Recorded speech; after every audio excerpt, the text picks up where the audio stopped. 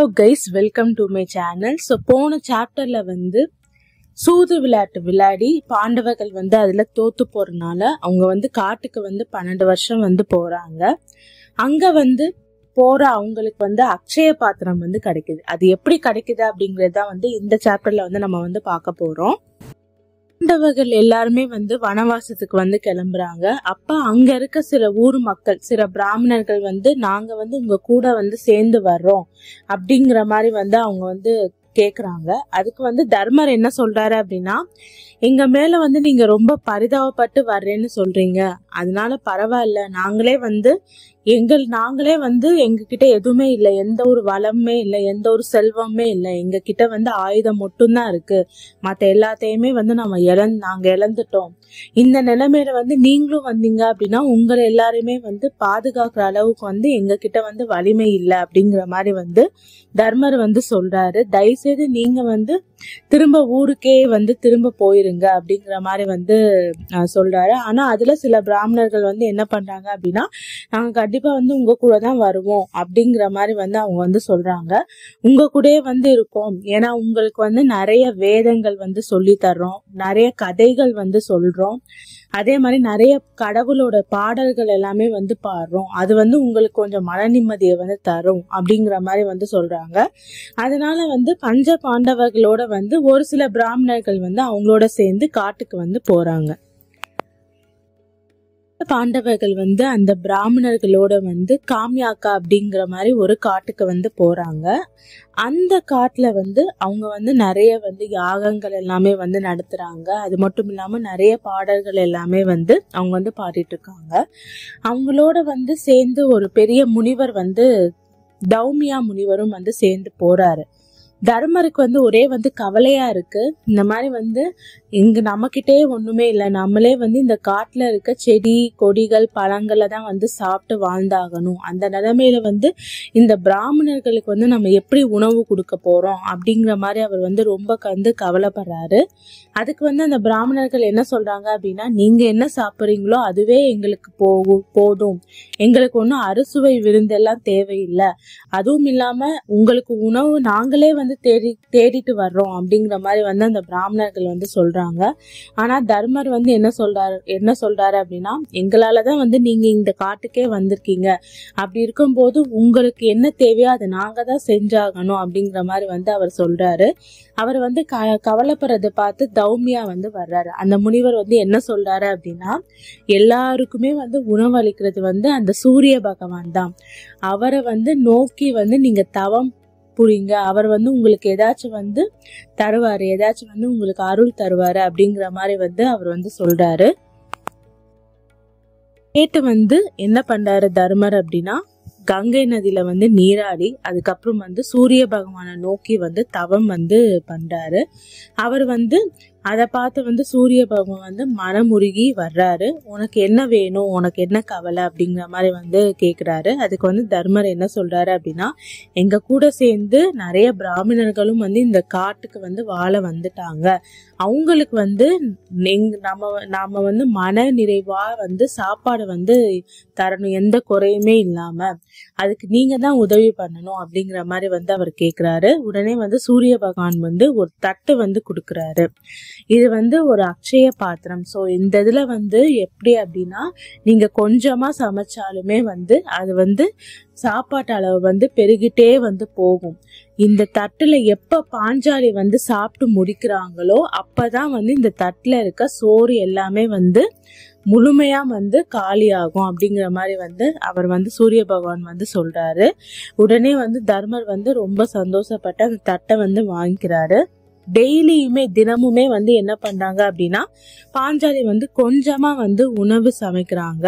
உணவு சமைச்சு அந்த தட்டுல வைக்கிறாங்க. ஆனா அந்த தட்டு எப்பவுமே கொஞ்சமா உணவு இருந்தாலும் அந்த தட்டுல சாப்பாடு பெருகிட்டே போகுது. எல்லாருக்குமே தர்மர் ஃபர்ஸ்ட் சாப்பாடு தர்றாரு எல்லா பிராமணர்களுக்கும். அதுக்கப்புறம் அந்த பஞ்ச பாண்டவர்கள் சாப்பிட்டு முடிக்கிறாங்க. கடைசியில பாஞ்சாலி தினக்குமே சாப்பிடுறாங்க. பாஞ்சாலி சாப்பிட்டு முடிச்சதுக்கு அப்புறம் தான் அந்த தட்டுல திரும்ப சோறே எந்த ஒரு உணவுமே பெருகாம அது ஃபுல்லா காலியா ஆகுது. அக்ஷய பாத்திரம் இருக்கிறனால தினைக்குமே வந்து எந்த சாப்பாட்டுக்கு வந்து எந்த ஒரு பிரச்சனையுமே இல்லாம பஞ்ச பாண்டவர்களும் பிராமணர்களும் நல்லா வந்து ஆரோக்கியமா வந்து வாழ்ந்துட்டு வர்றாங்க. அந்த பக்கம் வந்து திருதராஷ்டிரர் வந்து விதுரரை வந்து கூப்பிடுறாரு. விதுரரை கூப்பிட்டு என்ன சொல்றாரு அப்படின்னா, நீ எப்பவுமே வந்து பாண்டவர்களுக்கே வந்து நீ வந்து நியாயத்தை வந்து வழங்குற, கௌரவர்களுக்கு வந்து நீ எந்த ஒரு நியாயத்தையுமே வந்து சொல்ல மாட்டேங்கிற. இப்ப வந்து பாண்டவர்கள் வந்து காட்டுக்கு போயிட்டாங்க, இப்ப வந்து பாண்டவர்களும் கௌரவர்களும் வந்து சண்டை போட்டுட்டு இருக்காங்க, இதுக்கு இந்த பிரச்சனைக்கு வந்து ஒரு தீர்வு சொல்லு அப்படிங்கிற மாதிரி வந்து விதுரர் கிட்ட வந்து திருதராஷ்டிரர் வந்து கேக்குறாரு. அதுக்கு வந்து விதுரர் என்ன சொல்றாரு அப்படின்னா, பாண்டவர்களுக்கு வந்து பாண்டவர்களோட வந்து சமாதானமா நீங்க போகணும், சண்டை இல்லாம போகணும் அப்படின்னா அதுக்கு ஒரே வழிதான் இருக்கு. நீங்க வந்து பாண்டவர்கள்ட்ட வந்து என்னென்ன வந்து வாங்கினீங்களோ, சூதாட்டத்துல வந்து என்னென்ன ஜெயிச்சீங்களோ அது எல்லாமே திரும்ப பாண்டவர்களுக்கே வந்து திருப்பி கொடுங்க. அது மட்டும் இல்லாம அவங்கள திரும்ப வந்து ஹஸ்தினாபுரத்துக்கு வந்து கூப்பிடுங்க. இந்த வந்து காட்டுல போய் வாழ வேணாம் அப்படின்னு சொல்லிட்டு திரும்ப ஹஸ்தினாபுரத்துக்கே கூப்பிடுங்க. இதுக்கு வந்து துரியோதனன் வந்து ஒத்துக்கணும்.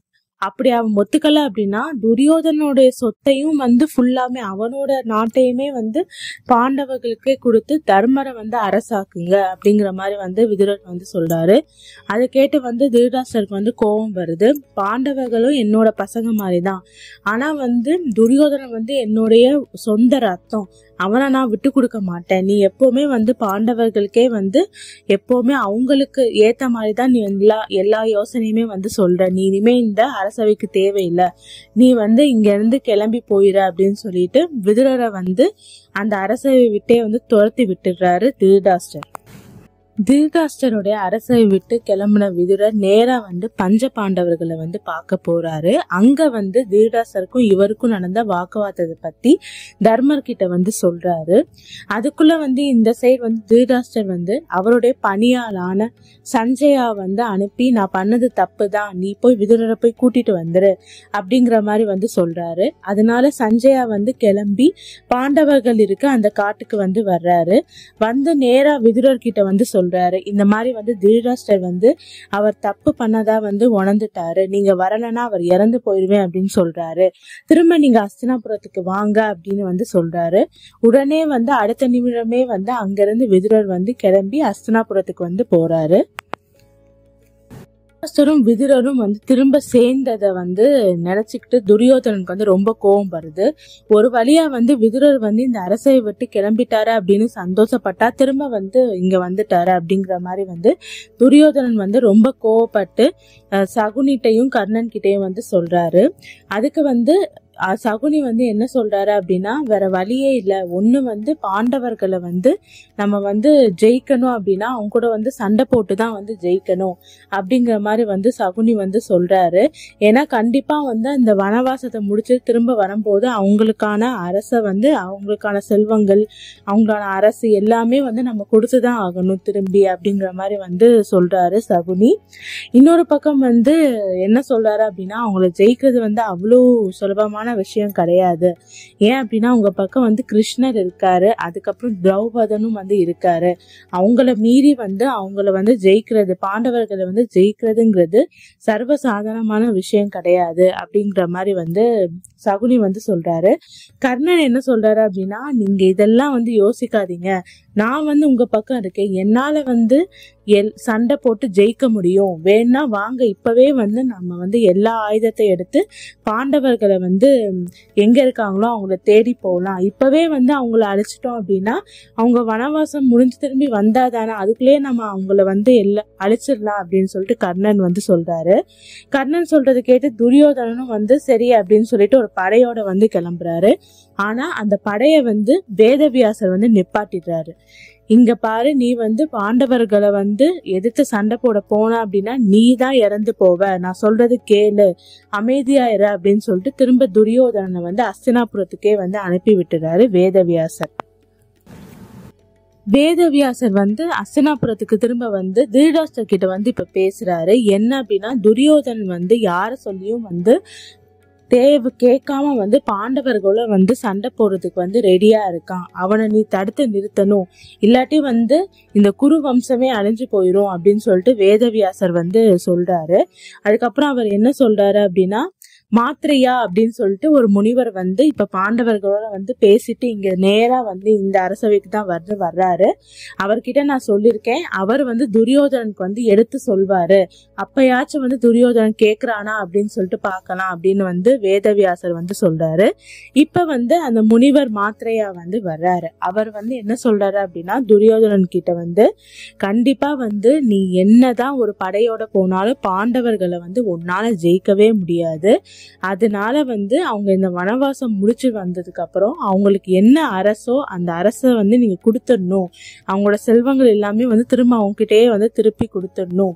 ஏன்னா வந்து அவங்க பக்கம் வந்து கிருஷ்ணர் இருக்காரு. கிருஷ்ணர் எந்த பக்கம் இருக்காரோ அந்த பக்கம் தான் வந்து எப்படி இருந்தாலும் ஜெயிப்பாங்க அப்படிங்கிற மாதிரி வந்து அவர் சொல்றாரு. ஆனா அதை எல்லாமே வந்து துரியோதனன் கேட்டுட்டு ரொம்ப திமிரா என்ன பண்றான் அப்படின்னா, அவருடைய தொடைய வந்து தட்டுறான். நீ சொல்றத நான் ஏன் கேட்கணுங்கிற மாதிரி. அதை பார்த்து வந்து அந்த முனிவருக்கு வந்து கோபம் வருது. உடனே வந்து துரியோதனன் வந்து அங்கே வந்து சபிச்சிடுறாரு. என்ன வந்து நீ அவமானப்படுத்துறல, நான் அறிவுரை சொன்னதை வந்து நீ அவமானப்படுத்துறல, கண்டிப்பா நீ வந்து இறந்து போற, போர்ல வந்து தோத்து போற, உன்னோட இந்த தொடைய வந்து ரெண்டா வந்து அந்த பீமசேனன் வந்து கிழிப்பான் அப்படிங்கிற மாதிரி வந்து சாபம் வந்து கொடுத்துடுறாரு. உடனே வந்து திருதராஷ்டிரர் வந்து பயந்து அந்த முனிவர்கிட்ட போய் மன்னிப்பு கேட்கிறாரு. துரியோதனுக்காக நான் மன்னிப்பு கேட்கிறேன் அப்படின்னு சொல்லிட்டு. அதுக்கு வந்து அந்த முனிவர் என்ன சொல்றாரு அப்படின்னா, கண்டிப்பா வந்து துரியோதனன் இறந்து போறான் இந்த போர்ல அப்படின்னு வந்து சொல்லிட்டு என்னால மன்னிக்க முடியாதுன்னு சொல்லிட்டு அந்த அவையை விட்டு கிளம்பி போயிடுறாரு. விதுரர் வந்து இத பார்த்து நேரா வந்து திருதராஷ்டிரர் கிட்ட வந்து சொல்றாரு, பீமனை எதிர்த்து யாராலையும் வந்து சண்டை போட முடியாது. அவன் வந்து பல ராட்சசர்களே வந்து அழிச்சிருக்கான். அப்படி இருக்கும்போது துரியோதனன் எல்லாம் வந்து அவனுக்கு ஒரு ஆளே கிடையாது அப்படிங்கிற மாதிரி வந்து விதுரர் வந்து சொல்றாரு. இந்த காட்டுக்கு போன 3 நாள்லயே வந்து ஒரு பெரிய ராட்சசனை வந்து பீமசேனன் வந்து கொன்னு இருக்கான் அப்படின்னு சொல்லிட்டு வந்து விதுரர் வந்து சொல்றாரு. அந்த ராட்சசனோட பேர் வந்து கிருமிரா அப்படிங்கிற மாதிரி வந்து சொல்றாரு. அந்த கதையை பத்தி வந்து திருதராஷ்டிரர் வந்து கேக்குறாரு, என்ன நடந்துச்சு அப்படின்னு சொல்லு அப்படிங்கிற மாதிரி. அதுக்கு வந்து விதுரர் என்ன சொல்றாரு அப்படின்னா, இந்த காட்டுக்கு வந்து போன 3 நாளைக்கு கழிச்சு பாண்டவர்கள் வந்து ஒரு பெரிய ராட்சசனை வந்து சந்திக்கிறாங்க. அவன் யாரு அப்படின்னா, ஹிடிம்பாவுடைய நண்பன். ஹிடிம்பா அப்படின்னு ஏற்கனவே வந்து நம்ம வந்து பார்த்திருப்போம் இந்த மகாபாரத கதையில. பீமசேனன் வந்து அந்த ராட்சசனை வந்து கொன்னிருப்பாரு. அவரோட தங்கச்சியை வந்து கல்யாணம் பண்ணிருப்பாரு. பீமசேனனுக்கும் அந்த ஹிடிம்பா அப்படிங்கிற அந்த ராட்சசனோட தங்கச்சிக்கும் பிறந்த குழந்தை தான் வந்து கடோர்கச்சன். அதெல்லாம் வந்து நம்ம முன்னாடியே வந்து பார்த்திருப்போம். அவருடைய நண்பன் தான் வந்து இந்த ராட்சசன் கிருமிரா அப்படிங்கிற ஒரு ராட்சசன். அது மட்டும் இல்லாம பாக்கா அப்படிங்கிற இன்னொரு ராட்சசனையும் வந்து அவர் வந்து கொன்னிருப்பாரு. சோ அவருடைய ஒரு தம்பி தான் யாரு அப்படின்னா இந்த கிருமிரா அப்படிங்கிற ஒரு ராட்சசன். இவன் வந்து நேரா என்ன பண்றான் அப்படின்னா, பஞ்சபாண்டவர்கள் வந்து காட்டுல இருக்கும் போது வர்றான். அவனை பார்த்து, இவன் தானே பீமன், இவன் தானே வந்து என்னுடைய தம்பிய வந்து கொன்னது, நான் வந்து இவனை சும்மா விட மாட்டேன் அப்படிங்கிற மாதிரி வந்து அந்த ராட்சசன் வந்து பீமனோட வந்து சண்டை போட வர்றான். பீமனுக்கும் வந்து அந்த ராட்சசனுக்கும் வந்து கடுமையான சண்டை வந்து நடக்குது. பீமசேனன் வந்து பாஞ்சாலிக்கு வந்து அந்த ஹஸ்தினாபுர அவையில நடந்த அந்த கொடுமைய வந்து மனச நினைச்சிட்டு ரொம்ப கோபத்தோட வந்து அந்த ராட்சசனை போய் தாக்குறாரு. அதனால வந்து அந்த ராட்சசன் வந்து 2ஆ உடைஞ்சு கீழே விழுந்து இறந்துடுறான் அப்படிங்கிற மாதிரி வந்து விதுரர் வந்து திருதராஷ்டிரர் கிட்ட சொன்னாரு. நானே வந்து பாண்டவர்களை போய் பார்க்கும்போது அந்த ராட்சசன் எப்படி இறந்தான் அப்படிங்கறத வந்து பார்த்தேன். அவன் இறந்து கிடந்த அந்த சடலத்தை வந்து பார்த்தேன் அப்படின்னு சொல்லிட்டு விதுரர் வந்து அந்த பயங்கரமான நிகழ்ச்சியை வந்து சொல்றாரு திருதராஷ்டிரர் கிட்ட. அது கேட்டு வந்து திருதராஷ்டிரருக்கு வந்து என்ன பண்றதுனே தெரியல. எப்படி இருந்தாலும் பாண்டவர்களை வந்து ஜெயிக்க முடியாது அப்படிங்கறதுல வந்து அவர் வந்து உறுதியா வந்து இருக்காரு. இந்த அரசை விட்டு கிளம்பி போன வேதவியாசர் வந்து நேரா வந்து பஞ்ச பாண்டவர்களை வந்து பார்க்க போறாரு. அங்க போய் அவர் என்ன சொல்றாரு அப்படின்னா, கண்டிப்பா வந்து வெற்றி உங்க பக்கம்தான் அப்படிங்கிற மாதிரி வந்து அவங்களுக்கு வந்து ஆசீர்வாதம் வந்து வழங்குறாரு வேதவியாசர். அது மட்டும் இல்லாம பஞ்ச பாண்டவர்கள் கிட்ட வந்து என்ன சொல்றாரு அப்படின்னா, உங்ககிட்ட இருக்க ஆயுதங்கள் வந்து பத்தாது, அதாவது ஏன்னா வந்து கௌரவர்கள் கிட்ட வந்து யார் யார் இருக்காங்க அப்படின்னா துரோணாச்சாரியார் இருக்காரு, அதுக்கப்புறம் கர்ணன் இருக்கான், அதுக்கப்புறம் வந்து பீஷ்மர் வந்து இருக்காரு. இவங்கெல்லாம் இருக்கும்போது இவங்க எல்லாரையும் வந்து எதிர்த்து நம்ம சண்டை போடணும் அப்படின்னா உங்ககிட்ட இருக்க ஆயுதம் மட்டும் பத்தாது அப்படிங்கிற மாதிரி வேதவியாசர் வந்து சொல்றாரு. அவர் வந்து வேதவியாசர் வந்து என்ன சொல்றாரு அப்படின்னா, இப்ப நீ வந்து சிவபெருமானை நோக்கி வந்து கடும் தவம் வந்து புரிஞ்சு அவர்கிட்ட இருந்து நிறைய ஆயுதத்தை வந்து நீ வாங்கிக்கணும். அது மட்டும் இல்லாம இந்திரனையும் நோக்கி வந்து நீ தவம் வந்து புரியணும், அவர்கிட்ட இருந்தும் வாங்கிக்கணும் அப்படிங்கிற மாதிரி வந்து வேதவியாசர் சொல்றாரு. அப்படி சக்தி வாய்ந்த ஆயுதங்களை நீ வந்து பெற்றாதான் உன்னால வந்து கௌரவர்களை எதிர்த்து சண்டை போட்டு போர்ல ஜெயிக்க முடியும் அப்படிங்கிற மாதிரி வந்து வேதவியாசர் வந்து சொல்றாரு. சொன்னதுக்கு அப்புறம் தர்மரும் வந்து அர்ஜுனன் வந்து ஆசீர்வாதம் பண்ணி, நீ வந்து இப்ப வந்து தவம் புரிய ஆரம்பி, உன்னால வந்து எந்தெந்த கடவுள்கிட்ட இருந்து எந்தெந்த ஆயுதங்களை வந்து பெற முடியுமோ அது எல்லாமே நீ வந்து பெற தயாராயிரு, இப்ப வந்து உன்னோட வேலை அதுதான் அப்படின்னு சொல்லிட்டு அர்ஜுனனை வந்து ஆசீர்வாதம் பண்ணி அனுப்பி வைக்கிறாரு. வந்து நம்ம வந்து பாஞ்ச பாண்டவர்கள் வந்து வனவாசத்துக்கு வந்து அங்க வந்து அவங்களுக்கு எப்படி வந்து அக்ஷய பாத்திரம் கிடைச்சது அப்படிங்கறத வந்து பார்த்தோம். அது மட்டும் இல்லாம பீமசேனன் வந்து கிருமிரா அப்படிங்கிற ஒரு ராட்சசனை வந்து எப்படி வந்து அழிச்சாருங்கிறத வந்து பார்த்தோம். அடுத்த சாப்டர்ல வந்து அர்ஜுனனுக்கு வந்து என்ன மாதிரி ஆயுதங்கள் வந்து சிவபெருமான்கிட்டையும் இந்திரன்கிட்டையும் கிடைக்குது அப்படிங்கறத வந்து பார்க்க போறோம். தொடர்ந்து மகாபாரத கதையை கேட்கறதுக்கு என்னோட சேனலை லைக் பண்ணுங்க, கமெண்ட் பண்ணுங்க, சப்ஸ்கிரைப் பண்ணுங்க.